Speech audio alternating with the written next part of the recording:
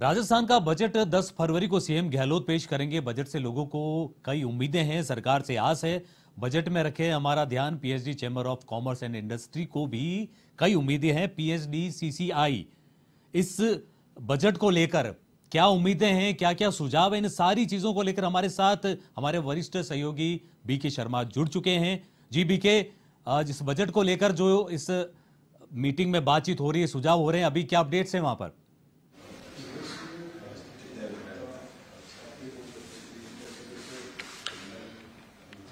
विक्रम, मैं अभी यहाँ पीएचडी सीसीआई राजस्थान के रीजनल ऑफिस में हूँ, कार्यालय में हूँ। और जो यहाँ पर पीएचडी सीसीआई के सदस्य हैं जो अलग अलग सेक्टर से जुड़े हुए हैं, वो यहाँ पर चर्चा कर रहे हैं। और यहाँ यही एक विषय है कि इस बार राजस्थान का बजट कैसा होना चाहिए।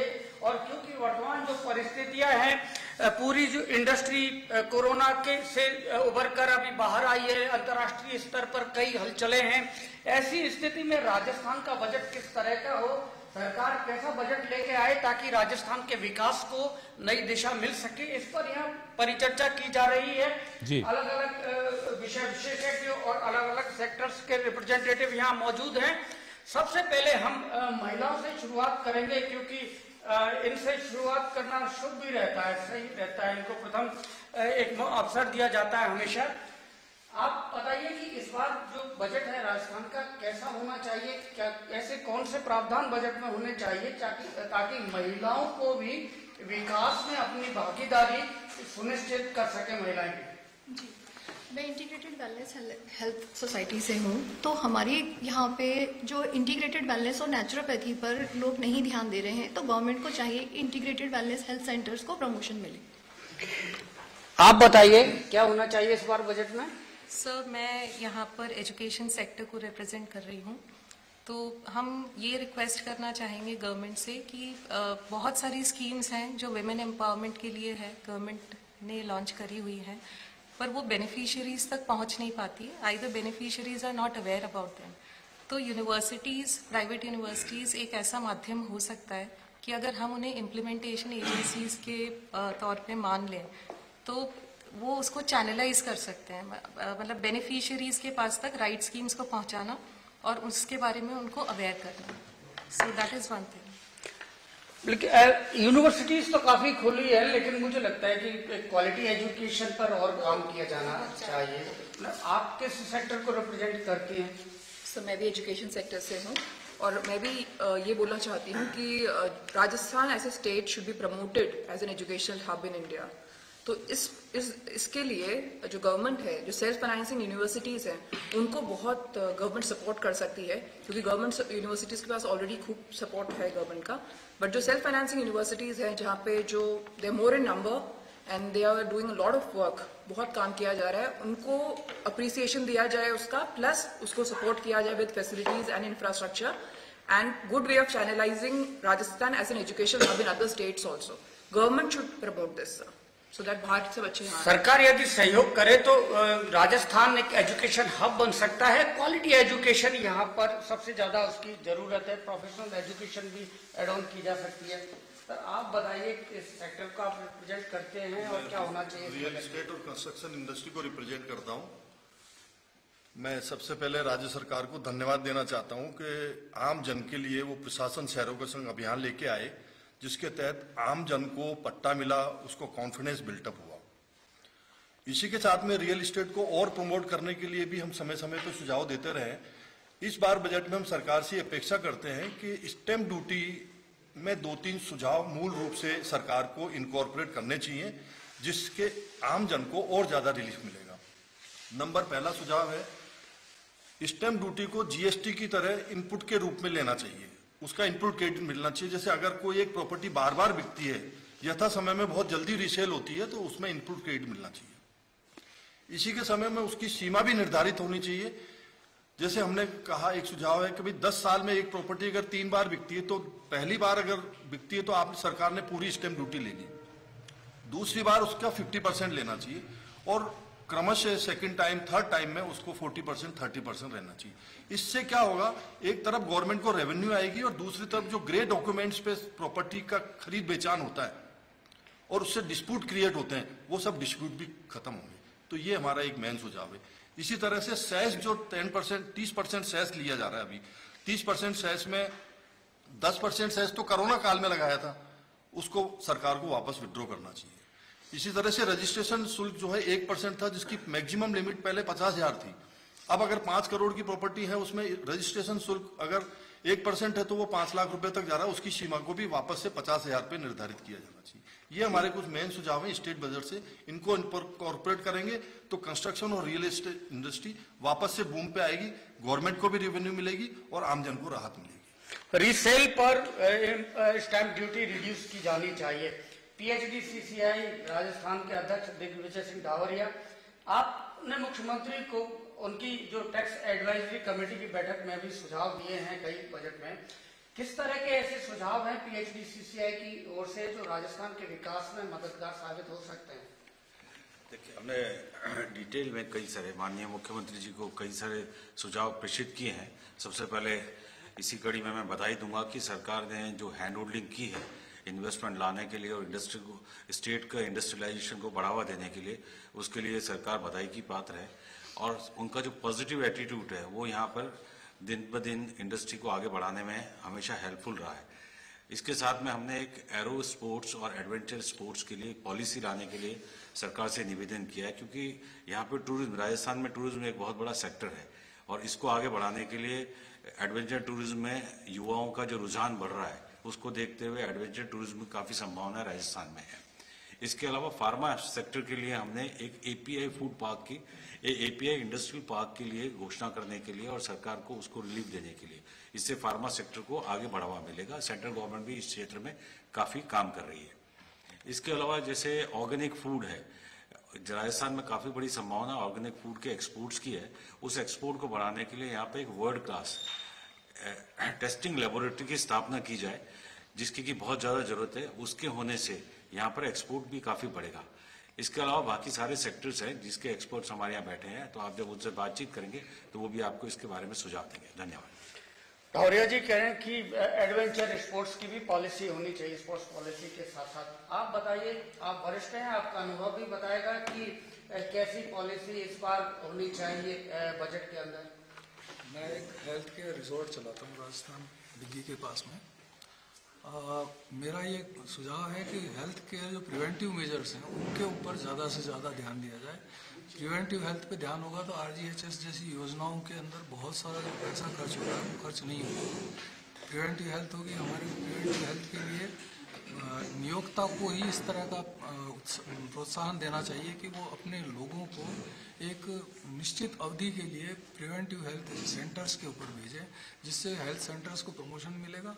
दूसरा, इसमें जो पर्यटन जुड़ा हुआ है, इससे बहुत बड़ा हिस्सा एक पर्यटन का है जो कि साउथ इंडिया में जा रहा है। अभी राजस्थान में इसका बहुत बड़ा पोटेंशियल है। यहाँ पर ये वो सारी सुविधाएं जो कि साउथ में है सिर्फ इसलिए उनको मिली हैं कि वो पहले से काम कर रहे थे, इसलिए नहीं कि वहाँ पर कुछ परिस्थितियाँ अलग है। परिस्थितियाँ राजस्थान की बिल्कुल वैसी ही हैं। हम यहाँ पर वो सभी सुविधाएं और वो सभी हेल्थ केयर जो है दे सकते हैं। तो प्रिवेंटिव हेल्थ के ऊपर सरकार को ज़्यादा से ज़्यादा ध्यान देना चाहिए। धन्यवाद। प्रिवेंटिव हेल्थ पर सरकार ज्यादा ध्यान दे तो यहाँ रोजगार भी ज्यादा बेटर होगा, लोगों का स्वास्थ्य भी, हेल्थ और वेल्थ दोनों ठीक होंगे। आप बताइए सर, किस सेक्टर से आप जुड़े हैं और क्या चाहते हैं इस बार बजट में? मैं चार्टर्ड अकाउंटेंट हूँ और टैक्स और फाइनेंस सेक्टर में काम करता हूँ मेनली। मेरा सबसे पहले राज्य सरकार से बहुत आभार और धन्यवाद करना चाहते हैं जिन्होंने यहाँ पर एक सब्सिडी स्कीम और MLUPY स्कीम का जो सुझाव, मतलब जो यहाँ हमारे राज्य में अभी चल रही है, लेकिन उसमें कुछ सुझाव हम ये प्रेषित करना चाहते हैं। आज की तारीख में जो रिप्स स्कीम गवर्नमेंट की ऑपरेटिव है वो केवल 50 करोड़ से अबव वाले प्रोजेक्टों पर ही लागू होती है। आज हमारा जो MSME सेक्टर है, जिसमें की छोटी यूनिटें जो माइक्रो यूनिट्स हैं, वो 1 करोड़, 2 करोड़, 5 करोड़ और 10 करोड़ तक की भी यूनिटें हैं, उनके लिए किसी प्रकार से आज कोई भी इंसेंटिव अगर स्कीम दिया जाता है तो वो एक लागू करने की हमारी गवर्नमेंट से एक गुजारिश होगी, जिससे कि छोटे उद्योगों को बढ़ावा मिल सके। दूसरा, मेरी एक रिक्वेस्ट होगी कि जो CGT MSE के लोन्स जो गवर्नमेंट देती है, अनसिक्योर्ड लोन, उनका दायरा बढ़ाया जाना चाहिए, जिससे कि छोटे व्यक्ति को, मध्यम और मझोले उद्योगों को अगर रोजगार अवसर पैदा करने के लिए अगर वित्त उपलब्ध होगा तो वो जल्दी से जल्दी अच्छे रोजगार के अवसर पैदा कर सकेंगे। साथ में मेरा एक केंद्र सरकार के लिए भी सुझाव है कि जो अब चूंकि जो बेसिक एग्जाम्पशन थ्रेशोल्ड लिमिट है उसके लिए गवर्नमेंट ने 5 लाख रुपए करने का भी विचार जो है हम चाहते हैं कि वो गवर्नमेंट करे।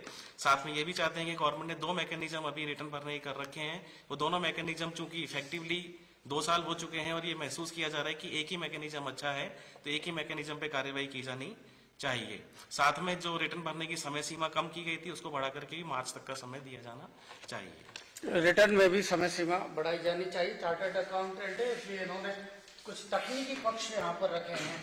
आप बताइए सर, किस सेक्टर से जुड़े हैं और क्या होना चाहिए इस बार बजट में? मैं पेशे से चार्टर्ड अकाउंटेंट हूँ, बट पर्यटन क्षेत्र से जुड़ा हूँ और पर्यटन क्षेत्र की इकाइयों के बारे में काम करता हूँ। सबसे पहले राजस्थान सरकार का आभार है कि उन्होंने पर्यटन के क्षेत्र में इतनी सुविधाएं प्रदान कर दी हैं और रूरल टूरिज्म पॉलिसी आने के बाद में अब तो स्थिति ये है कि चाहे शहरी क्षेत्र हो चाहे ग्रामीण क्षेत्र, और ग्रामीण क्षेत्र में भी कृषि भूमि पे भी पर्यटन इकाई बड़ी आराम से लगाई जा सकती है और बिना कन्वर्ट कराए और बिना किसी परमिशन के करीबन 2000 स्क्वायर मीटर पे कंस्ट्रक्शन करा जा सकता है, जिसमें अमूमन 70 से 80 कमरों की होटल बन सकती है।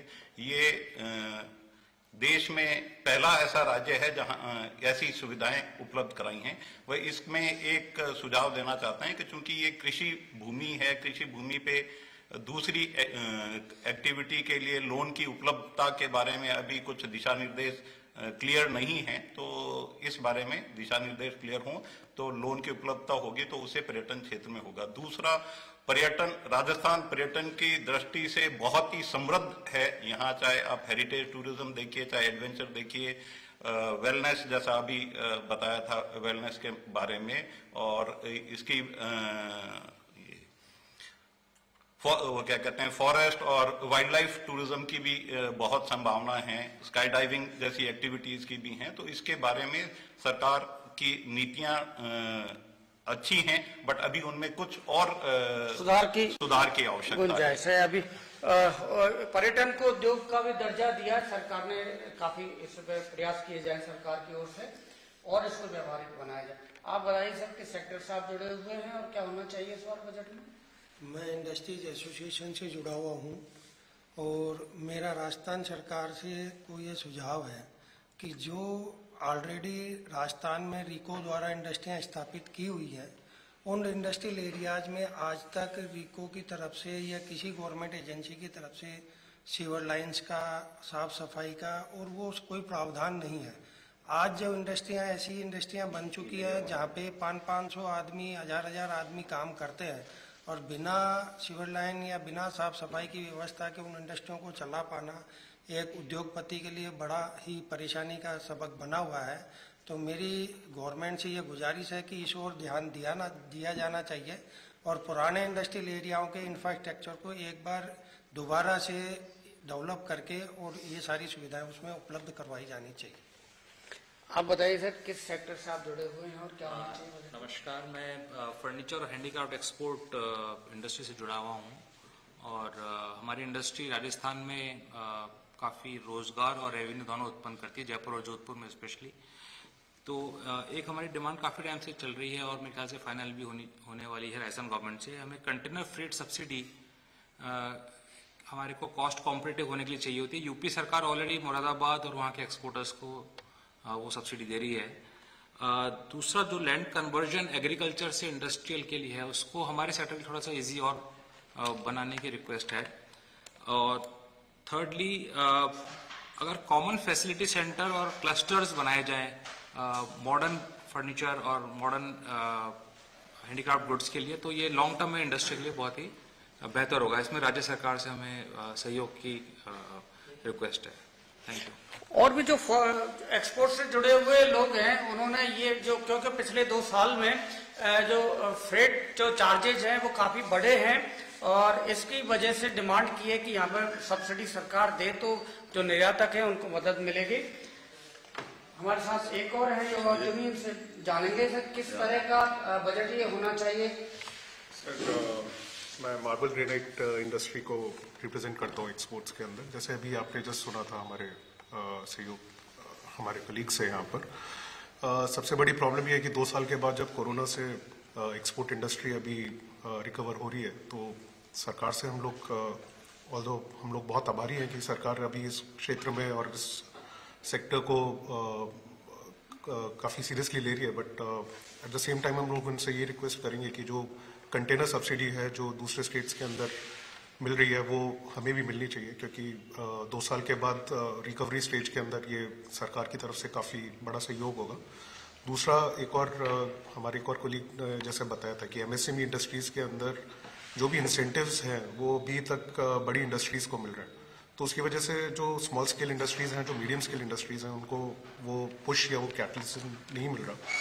तो सरकार से यही एक रिक्वेस्ट है कि जैसे दूसरे साउथ इंडियन स्टेट्स हैं जिन्होंने काफ़ी छोटी इंडस्ट्रीज़ को भी काफ़ी प्रमोशन दिया है इंसेंटिव्स देके, सब्सिडी, इंटरेस्ट सब्सिडी की तरफ से या फिर मशीन सब्सिडीज की तरफ से, इसी तरीके की कोई इंसेंटिव स्कीम्स गवर्नमेंट को छोटे इंडस्ट्रीज के लिए भी प्रमोट करनी चाहिए। Thank you. एमएसएमई को इंसेंटिव स्कीम का लाभ मिलना चाहिए। आप भी टूरिज्म से जुड़े हुए हैं, आप बताइए कि क्या होना चाहिए इस बार बजट में। एक तो जीएसटी जो स्लैब है उस पर थोड़ा सा विचार विमर्श करें, क्योंकि बड़ा ही क्रिटिकल फेज चला है कोविड के बाद में।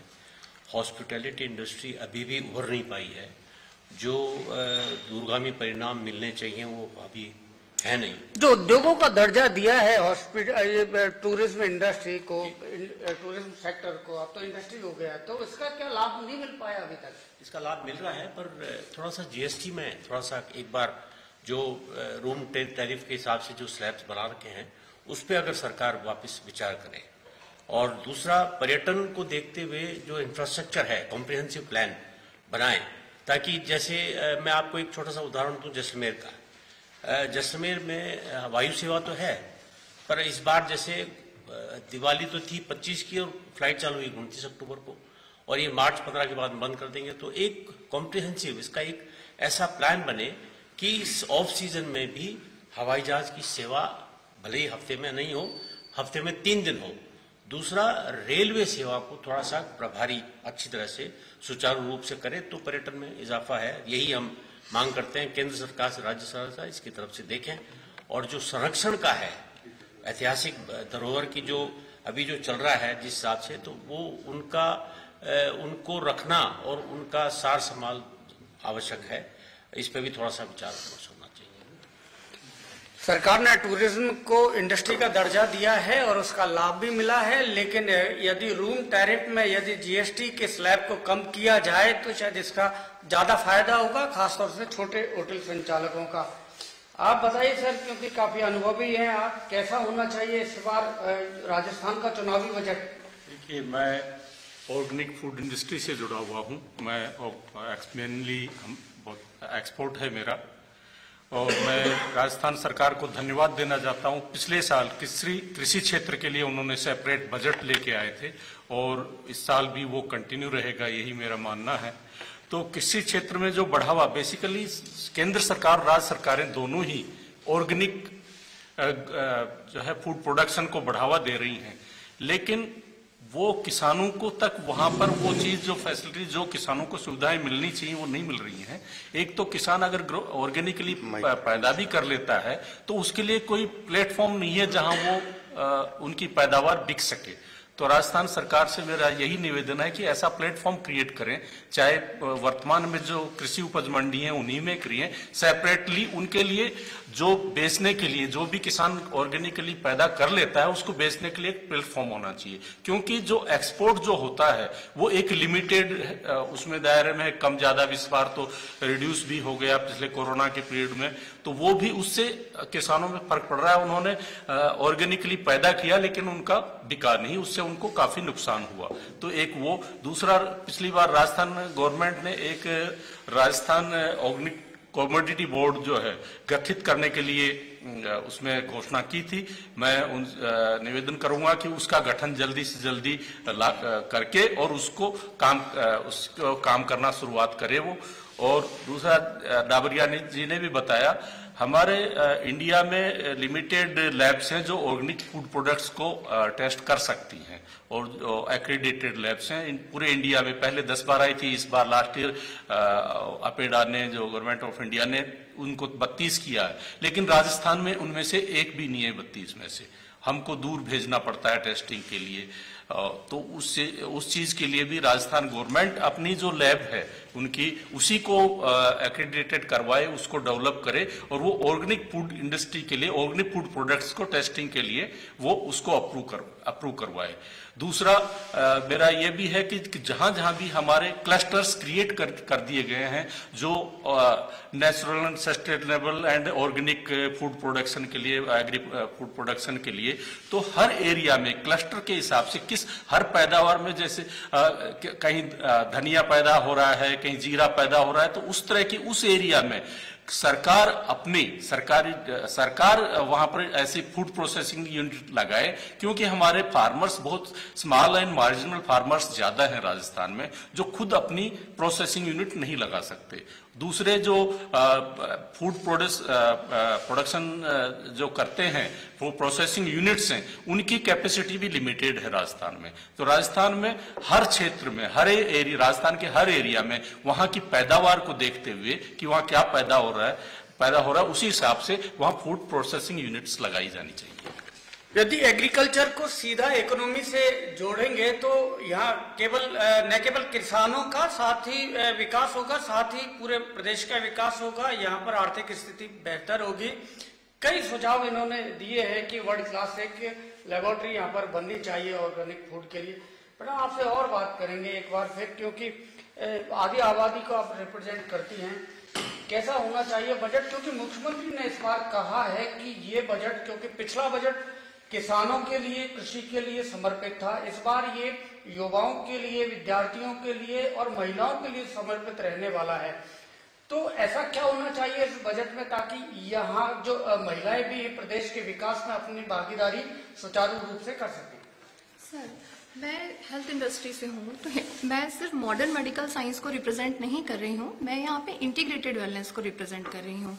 इंटीग्रेटेड वेलनेस में इलेक्ट्रो होम्योपैथी बहुत इंपॉर्टेंट है, जो कि लोग बहुत कम जानते हैं। तो मेरी गवर्नमेंट से गुजारिश है कि इलेक्ट्रो होम्योपैथ को हमें प्रमोशन मिलना चाहिए। जितना आप एक MBBS डॉक्टर को प्रमोशन करते हैं या फिर आप एक फार्मा कंपनीज को आप इतना आगे लेके जाते हैं, तो उसी तरह से आप जो नेचुरोपैथ की जो इलेक्ट्रो होम्योपैथी मेडिसिन हैं, आप इनको भी प्रमोट करें। इससे एक तो ये थोड़ा मार्केट से ये चीप होती हैं, और इनके जो रिजल्ट्स हैं कोविड में बहुत अच्छे आए हैं। जो लोग नॉर्मली मेडिसिन नहीं अफोर्ड कर पाते हैं, वो इलेक्ट्रो होम्योपैथी मेडिसिन को इजीली अफोर्ड कर पाते हैं। और इसका नॉट ओनली केवल आप ना एक मनुष्य जाति के लिए भी नहीं, ये आप ना इसको आप पशुओं की भी इससे चिकित्सा कर सकते हैं। तो मैं कहूंगी कि एक वीमेंस को इस फील्ड में आना चाहिए इलेक्ट्रो होम्योपैथी में, और हमें इसको आगे और प्रमोट करना चाहिए। नेचुरोपैथी एक बेहतर चिकित्सा पद्धति साबित हो सकती है, सरकार यदि उसे सहयोग करे। डाबरिया जी, और आपसे एक बार बात करेंगे, इसमें बहुत सारे प्रावधान हैं जिनके लिए आपने सुझाव दिए हैं, उसमें प्रमुख ऐसे क्या सुझाव हैं आपके कि जिनको अगर सरकार बजट में लागू करे तो प्रदेश का विकास ज्यादा तेजी से हो सकता है?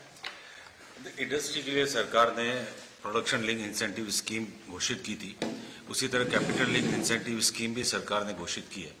अब हम चाहते हैं कि रोजगार की बातें होती है कि सब बेरोजगारी काफी बढ़ रही है, युवाओं को रोजगार की जरूरत है, तो सरकार से हमारा निवेदन ये है कि सरकार एक रोजगार से linked employment linked incentive scheme लेके आए और थोड़ी लुक्रेटिव हो, ताकि जो एम्प्लॉयर्स हैं उनको भी फायदा हो तथा लोगों को ज्यादा से ज्यादा रोजगार मिले।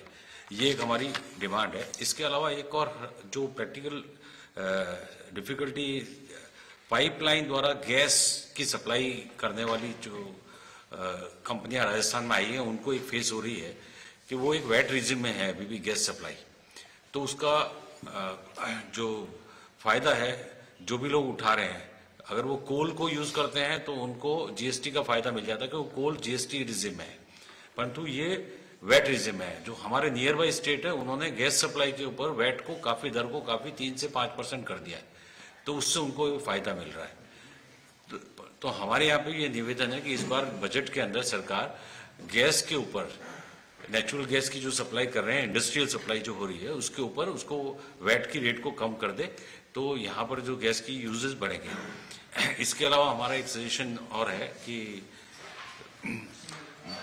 स्टैम्प ड्यूटी जो है वो बैंक गारंटी के ऊपर जब भी वो 0.25% प्लस चार्जेस है, सर चार्जेस है, तो 0.35 से 34% के आसपास पड़ती है। तो अगर 1 करोड़ रुपए की अगर हम बैंक गारंटी इशू कराते हैं तो हमें 35,000 रुपए के चार्ज लगते हैं राजस्थान में। अगर वही हम नियर बाई स्टेट में जाते हैं, दिल्ली हरियाणा में, तो वहाँ 100 से 200 रुपए में ये काम हो जाता है। तो सरकार से हमारा निवेदन है कि इस बार बजट के अंदर वो इस चार्ज को रैशनलाइज करके 100 रुपए, 200 रुपए, 500 रुपए कर दे, तो बैंक गारंटी तो बिना मतलब कि यहाँ से नियर बाई स्टेट में हमारा व्यापार ट्रांसफर नहीं होगा। ये कुछ प्रमुख बातें थी जो मैं चाहता हूँ कि सरकार इस बार थोड़ा बजट में करे और व्यापार को और ज्यादा प्रोत्साहित करे। तो यहाँ पर पीएचडी सीसीआई के रीजनल कार्यालय में बजट पर ये कार्यक्रम था और यह अलग अलग सेक्टर के लोगों ने अपनी बजट की जो उम्मीदें हैं, जो बजट प्रावधानों में ये चाहते हैं कि इस बार बजट ये सब इनके जो सुझाव हैं शामिल किए जाएं, वो सब यहाँ पर रखे A1 टीवी के इस खास कार्यक्रम में। A1 न्यूज देखने के लिए आप हमारे साथ बने रहिए। नमस्कार।